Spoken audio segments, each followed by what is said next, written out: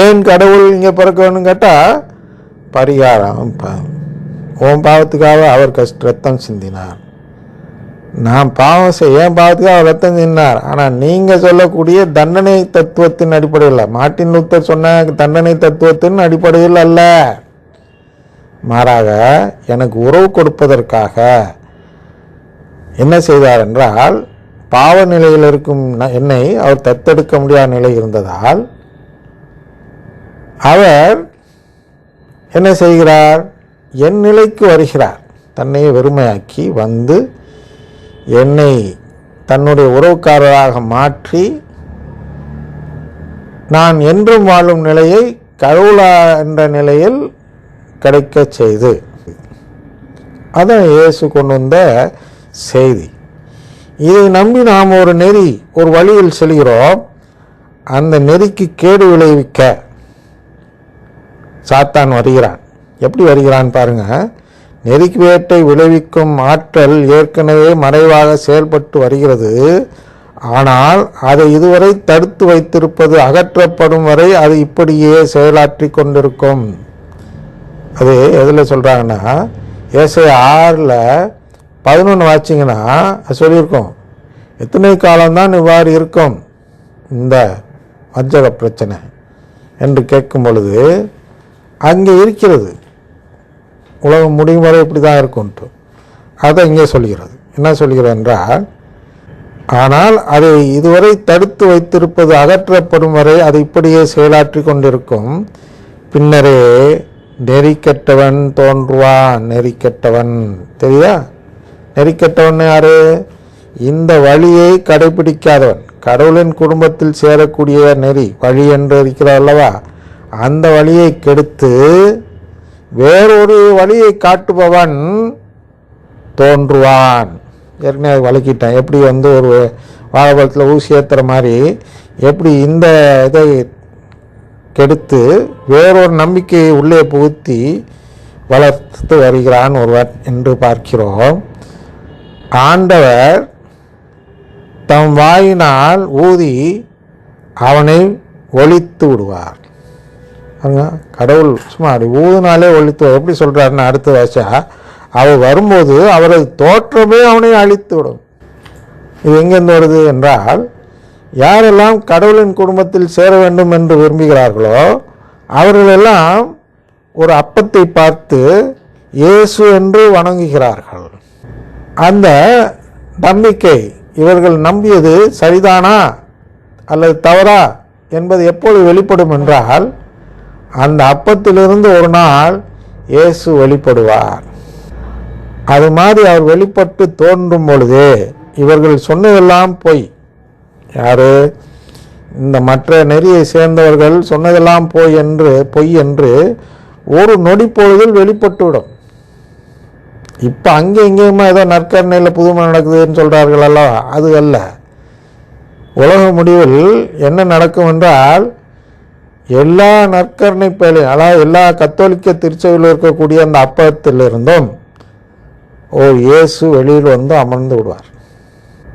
டிவியில் பார்க்கலாம், எல்லாத்துலேயும் பார்க்கலாம். நீங்கள் எதெல்லாம் அந்த தொழில்நுட்பம் உடையதாக அன்று இருக்கிறதோ அதன் மூலமாக செல்ஃபோனு, டிவி, வாட்சு, கண்ணாடி, ஏதோ அதாவது மூக்கு கண்ணாடி, இதில் எதிலெல்லாம் மனிதன் படம் பார்க்க இருக்கிறானோ அதிலெல்லாம் இவர் உண்மையிலேயே வெளிவருவதை செய்தியாக பார்க்கும் பொழுது உலகம் நம்பியே ஆக வேண்டும் என்ற நிலை வந்ததும் யார் பொய்யன் என்று வெளிப்பட்டுவிடும். அதான் சொல்கிறார், அவருடைய தோற்றமே அவனை ஒழித்துவிடும். அவர் வரும்போது அவருடைய தோற்றமே அவனை அழித்துவிடும். அவன் சாத்தானின் ஆற்றலால் வருவான். சாத்தான்னா யாரு அப்படின்னா, நமக்கு கடவுளின் உறவு பெறாமல் செய்கிறவன் தான் சாத்தான். அதே செயலை செய்கிறவனாக வருவான். அவன் எல்லா வகை போலியான வல்ல செயல்களையும் பாருங்க. போலியான அப்படிங்கிறத வல்ல செயல் போலியானதுன்னு சொல்லலை. போலியானன்னா மீட்புக்கு உதவாத வல்ல செயல். எல்லாரும் போலியான வல்ல செயல்னா நடிக்கிறது, நாடகம், அந்த இல்லை. வல்ல செயல் நடக்கும், உண்மையிலே கால்குணமாகவும் ஊனமுற்றோர் நடப்பாங்க, கண்ணு தெரியாதவர் பார்ப்பார்கள், இதெல்லாம் நடக்கும். ஆனால் எப்படி நடக்கும்னா மீட்புக்கு உதவாத விதத்தில் நடக்கும். அப்படின்னா வேறொரு நம்பிக்கையில் நடக்கும். அதான் போலியான வல்ல செயல்களையும் அடையாளங்களையும் அருஞ்செயல்களையும் செய்வான். ஏன் அப்படி செய்கிறான் அப்படின்னா 10வது வசனம், அழிந்து போகிறவர்களை முற்றிலும் ஏமாற்றி தீங்கிழைப்பான், ஏனெனில் அவர்கள் தங்களை மீட்க வல்ல உண்மையின் பால் ஆர்வம் காட்ட மறுத்தனர். எது தங்களை மீட்க வல்ல உள்ள இந்த அம்மா கேட்டிருந்தாங்க இல்லையா, சத்தியம், சத்தியத்தை அறிந்து கொள் என்று சொன்னார்கள் அல்லவா. யாரு? அதுதான் ஃபாத்திமா மேரி. ஃபாத்திமா மேரி சத்தியத்தை முதல்ல தெரிஞ்சுக்கான்னு சொன்னால, அந்த சத்தியம் மீட்க வல்ல சத்தியம், அதான் சொல்கிறோம்.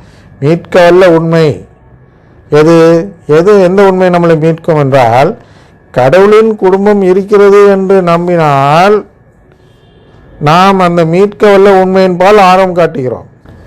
சரியா? இதை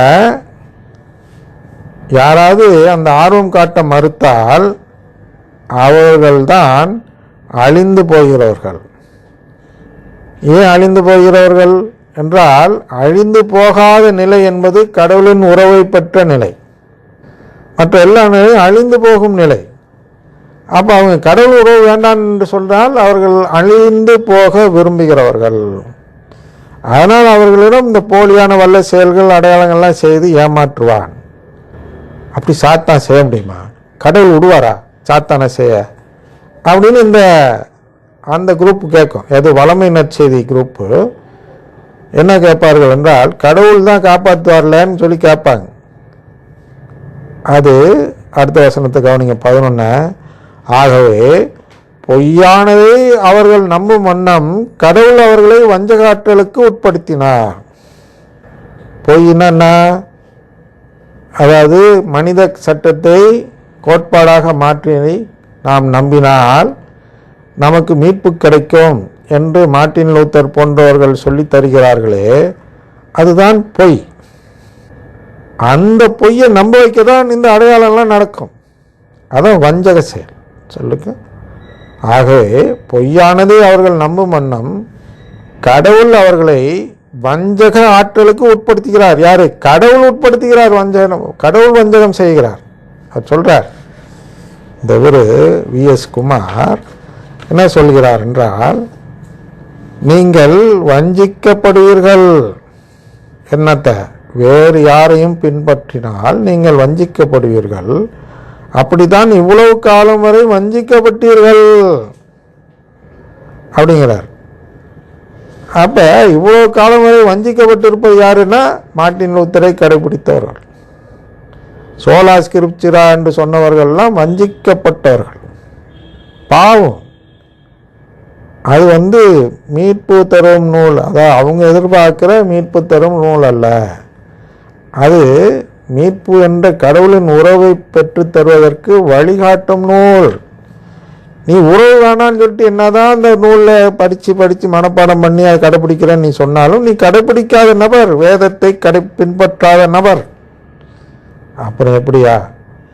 அதான் இங்கே சொல்கிறார். இது மாதிரி வேதத்தை பின்பற்றாமல் பின்பற்றுகிறேன் என்று யாராவது போய் சொன்னால் அவர்களை வஞ்சிப்பதற்காக கடவுள் என்ன செய்கிறார்னா, அவர்கள் இடத்தில் போலியான வல்ல செயல்களும் அருமடையாளங்களும் அருஞ்செயல்களும் நிகழ்த்தும்படி சாத்தானை அனுப்பி வைக்கிறார் கடவுள். அதான் பிரச்சனை.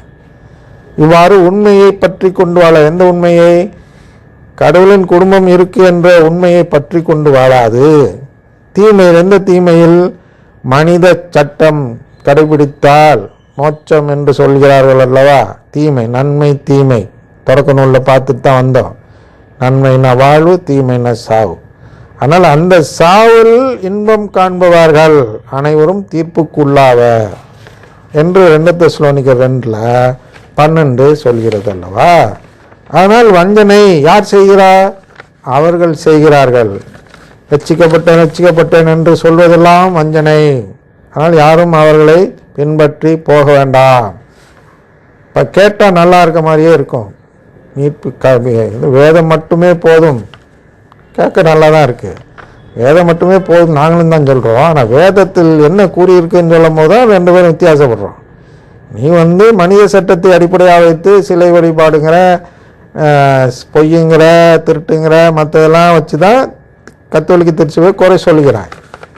ஆனால் கடவுள் அதை பார்க்கவில்லை. எதை பார்க்கிறார்? நன்மை தீமை, வாழ்வா சாவா, அதை பார்க்கிறார். நான் சாக விரும்புகிறேனா வாழ விரும்புகிறேனா என்று பார்க்கிறார். ஆனால் யாரும் வஞ்சிக்கப்படாமல் முதலில் கடவுளின் குடும்பத்தில் சேர முயற்சி செய்யுங்கள். அடுத்தது எந்த வார்த்தைன்னா கர்த்தர் என்ற வார்த்தையை பார்க்க போகிறோம்.